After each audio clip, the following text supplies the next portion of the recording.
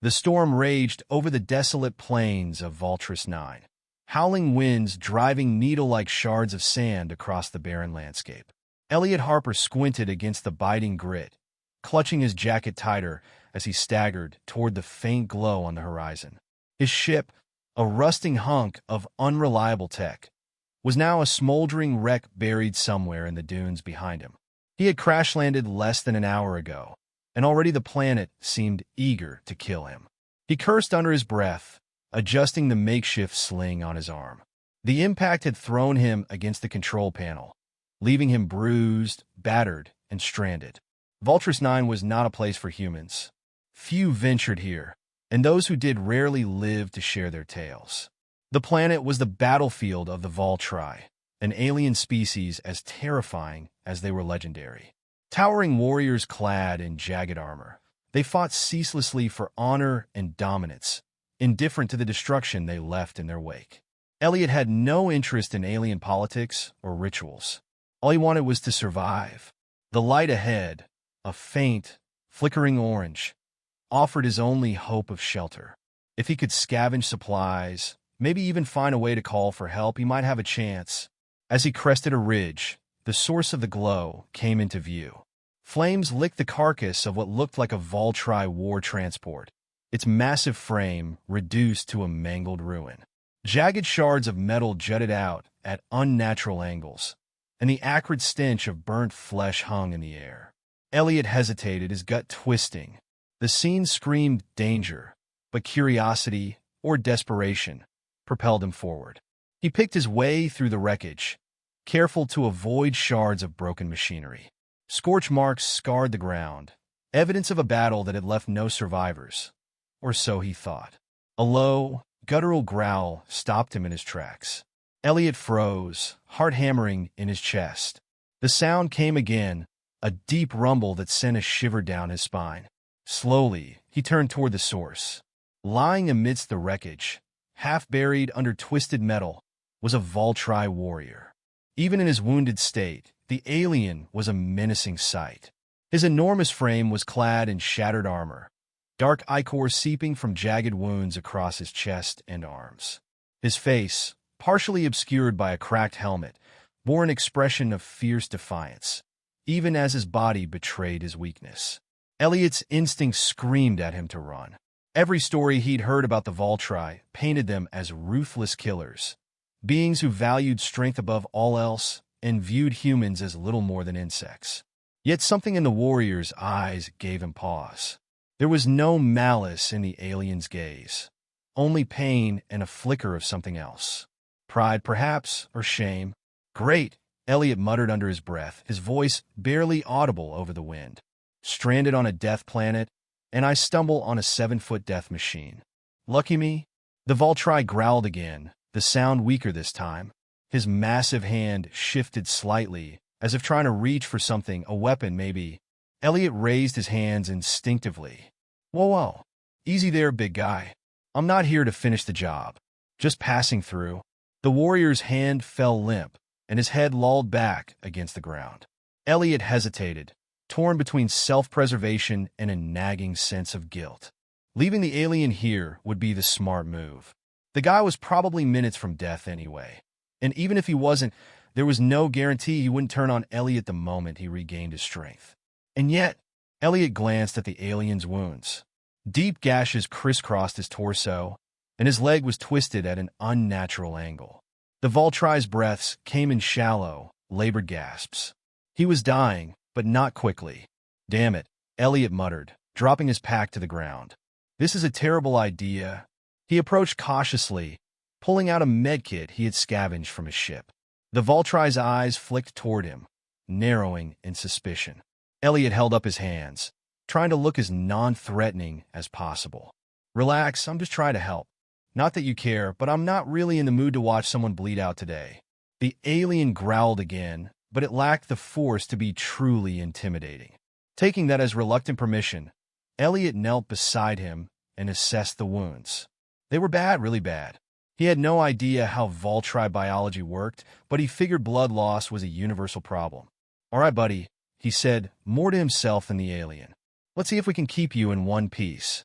Working quickly, he applied a coagulant to the worst of the wounds and used adhesive patches to close the gashes. The warrior flinched at first, a low snarl escaping his lips, but he didn't resist. Elliot took that as a good sign. "Name's Elliot, by the way," he said as he worked, more to fill the silence than anything. "Not that you care, but talking helps me think. You got a name, big guy?" The alien's lips curled into what might have been a sneer or a grimace. "KY Arthur," he rasped, the word guttural and sharp. Elliot blinked. The Voltri could talk. "KY Arthur? Huh? Well, KY Arthur, you've got some serious trust issues, letting a human patch you up. Guess that makes two of us. Now hold still." KY Arthur's eyes narrowed, but he remained silent as Elliot finished his work. The storm outside began to ease, the howling winds dying down to a low whistle. When he was done, Elliot sat back on his heels, wiping sweat from his brow. "That's the best I can do," he said, studying his handiwork. "Don't go expecting miracles. I'm no doctor, and you're well, you." KY Arthur regarded him for a long moment, his expression inscrutable. Then, to Elliot's surprise, the alien spoke again. "Why?" The single word carried weight, laced with suspicion and confusion. Elliot hesitated, unsure how to answer. "Why not?" he said finally. "You look like you needed help, and I'm stupid enough to give it. Call it a bad habit." KY Arthur's gaze didn't waver. He seemed to be weighing Elliot's words, measuring their truth. Finally, he grunted a sound that might have been acceptance or dismissal. Elliot sighed, leaning back against a piece of wreckage. He didn't know if he had just made a friend or signed his own death warrant, but one thing was certain. Life on Voltris 9 had just gotten a lot more complicated. Elliot adjusted the straps on his makeshift pack, glancing over his shoulder at the hulking figure trailing a few steps behind. KY Arthur moved with a deliberate pace, his massive frame casting an imposing shadow against the faint glow of Voltris IX's distant sun.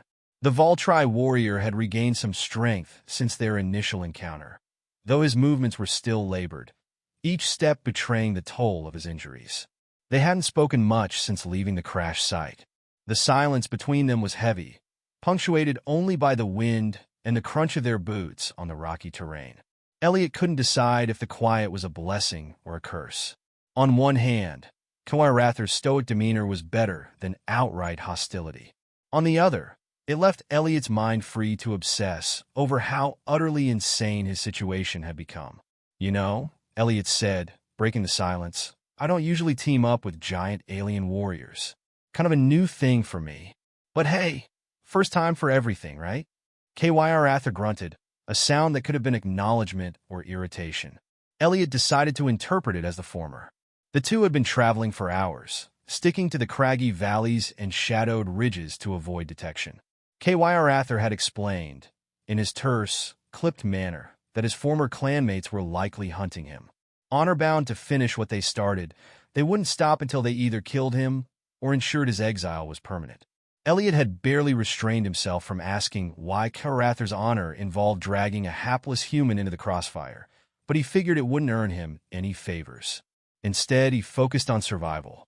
The landscape was unforgiving, a patchwork of jagged rocks and swirling dust storms. Resources were scarce, and every step felt like a gamble. Still, Elliot found himself oddly comforted by KY Arthur's presence. For all his gruffness, the alien seemed to radiate a quiet confidence, a sense that he'd faced worse odds and lived to tell the tale. "Question for you," Elliot said after a long stretch of silence. "If this whole honor thing is such a big deal, why didn't your clan just finish the job? Seems like leaving you alive was kind of a loophole, no?" KY Arthur's gaze flicked toward him, his eyes narrowing slightly. "Exile is worse than death. To return to one's people, defeated and dishonored, is to admit weakness. They gave me no death because I had no worth to take." The words were delivered with the detached precision of someone reciting a fact, but Elliot caught the faintest edge of bitterness beneath them. He frowned, kicking a loose rock as they walked. "That's harsh. You lose one fight, and suddenly you're public enemy number one." "It was not merely a fight," KY Arthur said, his voice heavy with meaning. "It was a challenge for leadership. To lose such a battle, is to forfeit more than honor. It is to forfeit one's place. Elliot let the words sink in, feeling an unexpected pang of sympathy. He'd never been part of anything as rigid or brutal as Voltri culture, but he understood what it was like to be cast out, to feel like you didn't belong. His own history as a failed explorer had left him drifting from one dead-end gig to another, chasing a sense of purpose he could never quite grasp. "Well," Elliot said after a moment, "sounds like your clan sucks. For what it's worth, you don't seem all that weak to me." KYR Ather snorted, a sound that might have been a laugh if it hadn't been so sharp. "Your opinion matters little, human. Your kind measures strength in tools and tricks, not in blood and blade." "Wow, okay," Elliot said, raising his hands in mock surrender. "Didn't realize I was getting roasted by the 7-foot death machine I just saved." "You're welcome, by the way." KYR Ather said nothing, but Elliot thought he caught the faintest flicker of amusement in the alien's expression. It wasn't much, but it was something. Their uneasy camaraderie was put to the test when the first predator struck. It came without warning, a blur of black and silver streaking down from the cliffs above. Elliot barely had time to yell before the creature, a sleek, four-legged beast with razor-sharp talons and eyes like molten gold, pounced. KYR Ather reacted instantly, his massive arms swinging up to deflect the beast's attack. The impact sent him staggering, but he recovered quickly, his movements fluid despite his injuries. Elliot scrambled back, fumbling for the makeshift spear he'd fashioned from a metal rod and a jagged shard of his ship's hull. "Any chance you got this on your own?" Elliot shouted, circling around the beast as it lunged at KYR Ather again. The Voltri warrior didn't dignify him with a response, focusing instead on the creature's snapping jaws. Despite his obvious strength, it was clear KYR Ather was struggling.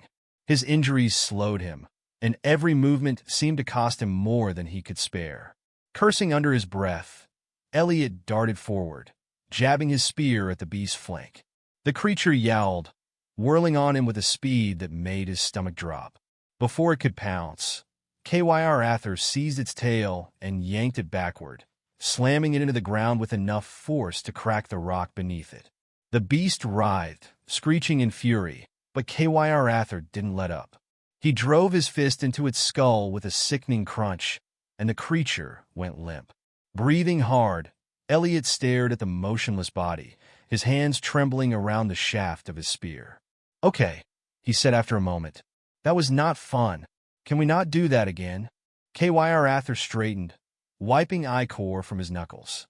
"You fight poorly," he said, though there was no malice in his tone. "Yeah, well, you're welcome," Elliot shot back, though his voice lacked its usual bite. "Glad I could be a distraction while you did all the actual work."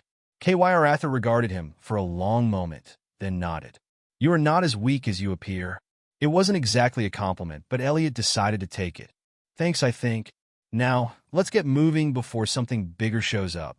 As they continued their journey, Elliot couldn't shake the feeling that something had shifted between them. It wasn't trust exactly, not yet, but it was a start. For the first time, he allowed himself to hope that they might just survive this after all. The ruins loomed ahead, jagged spires of ancient stone jutting into the turbulent skies like the fingers of some long-forgotten titan. Elliot hesitated at the edge of the crumbled plaza, the eerie silence pressing down on him like a physical weight. His instincts told him to turn back, to find another way, but there was no other way. KYR Ather had said as much, and the grim determination in the warrior's voice left no room for debate. "This place gives me the creeps," Elliot muttered, his voice low, but echoing faintly in the stillness. He glanced at KYR Ather, who stood a few steps ahead, his gaze fixed on the largest of the ruined towers. The alien's posture was tense, his every movement deliberate, as if he were stepping on a sacred ground. "It should," KYR Ather said, his tone as sharp as the air around them. "These ruins are old. Older than my people, older than most in this galaxy. They were not meant to be disturbed." Elliot swallowed hard, his mouth suddenly dry. "And yet here we are. Great. Love that for us?" KYR Ather spared him a brief glance, the faintest flicker of amusement crossing his scarred face. "Do not waste breath on fear, human. It will not save you here." The ruins were the only viable path through the canyon, KYR Ather had explained. To go around would take days, time they didn't have if they wanted to stay ahead of the hunters trailing them. Even so, there had been a note of unease in his voice when he mentioned the place. The Voltri avoided the ruins, he'd said, and not without reason. They were a place of death. Elliot tried not to dwell on what that meant as he followed KYR Ather into the plaza, the shattered stones crunching beneath their boots. The air was unnaturally still, as though the ruins themselves were holding their breath. Every shadow seemed deeper, every sound louder. "Remind me again why we're risking our lives for a shortcut?" Elliot asked, his voice barely more than a whisper. "Because your fragile body cannot outrun a Voltri hunting party," KYR Ather replied, not bothering to look back. "And because I will not fight them in my current state. Not without an advantage." Elliot frowned, quickening his pace to catch up. "An advantage? What kind of advantage are we talking about?" KYR Ather didn't answer immediately. Instead, he stopped at the base of the largest tower, his gaze sweeping over the weathered carvings etched into the stone. The symbols were strange, alien even by Voltri standards, their meaning lost to time. "There is power here," KYR Ather said at last, his voice low and reverent. "Power that even my people fear. If we are to survive, we must take that power for ourselves."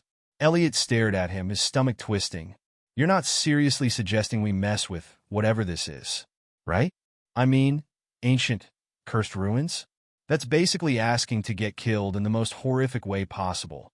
KYR Ather turned to face him, his expression unreadable. "You fear what you do not understand. That is wise. But fear alone will not save you. We have no other choice." Elliot wanted to argue, to tell KYR Ather that this was insane, that they should find another way. But the weight of the Voltri's gaze silenced him. There was no room for debate, no point in protest. KYR Ather had made up his mind. "Fine," Elliot said, throwing up his hands. "Lead the way, fearless leader. But if this gets me killed, I'm haunting you." The faintest smile tugged at KYR Ather's lips, a rare, fleeting thing that vanished as quickly as it appeared. He turned and began climbing the crumbling steps that spiraled up the tower, his movements careful but sure. Elliot followed reluctantly, his heart pounding with every step. The air grew colder as they ascended, the shadows deeper. The carvings on the walls seemed to twist and writhe in the dim light, though Elliot told himself it was just his imagination. He kept his focus on KYR Ather's back, using the alien's steady presence as a lifeline against the growing sense of dread. They reached the top of the tower, stepping into a chamber that felt impossibly large for the space it occupied. A circular platform dominated the center, its surface covered in glowing symbols that pulsed faintly like a heartbeat. The air thrummed with energy, a low hum that seemed to resonate in Elliot's bones. KYR Ather approached the platform with a reverence Elliot had never seen before, his usual stoicism replaced by something almost like awe. He reached out, his massive hand hovering over the symbols. "What is this place?" Elliot asked, his voice barely audible. "A weapon," KYR Ather said, his tone both somber and resolute. "A relic of a war long forgotten. Its power is vast, but it comes at a cost." Elliot frowned. "What kind of cost?" KYR Ather's hand hovered over the platform, his expression dark. "The kind that cannot be undone." Before Elliot could press further, the platform began to glow brighter, the symbols flaring to life. The air grew heavier, the hum rising to a deafening pitch. Elliot staggered back, shielding his eyes as a column of light erupted from the platform, enveloping KYR Ather. The light was blinding, searing, but Elliot forced himself to look, his heart racing. KYR Ather stood at the center of the maelstrom, his head tilted back, his body rigid. The energy seemed to pour into him, wrapping around him like a living thing. Then, as suddenly as it had started, the light vanished. The chamber fell silent, the air still once more. KYR Ather turned to face Elliot, and for a moment, Elliot wasn't sure if he was looking at the same person. The Voltri warrior seemed different, taller, stronger, his eyes glowing faintly with an inner light. The wounds that had slowed him before were gone, replaced by smooth, unbroken skin. What did you do?" Elliot asked, his voice trembling. "I have claimed the power of this place," Kywrather said, his voice deeper, more resonant. "But the cost is mine to bear." Elliot opened his mouth to respond, but a distant roar cut him off. "The hunters have found them." Kywrather's gaze hardened, his newfound strength radiating off him like heat. "They come," he said simply. "And this time, we will not run." Elliot swallowed, gripping his makeshift spear tighter. For better or worse, they were in this together. And as the sounds of the hunters grew louder, he couldn't shake the feeling that their fight was only just beginning.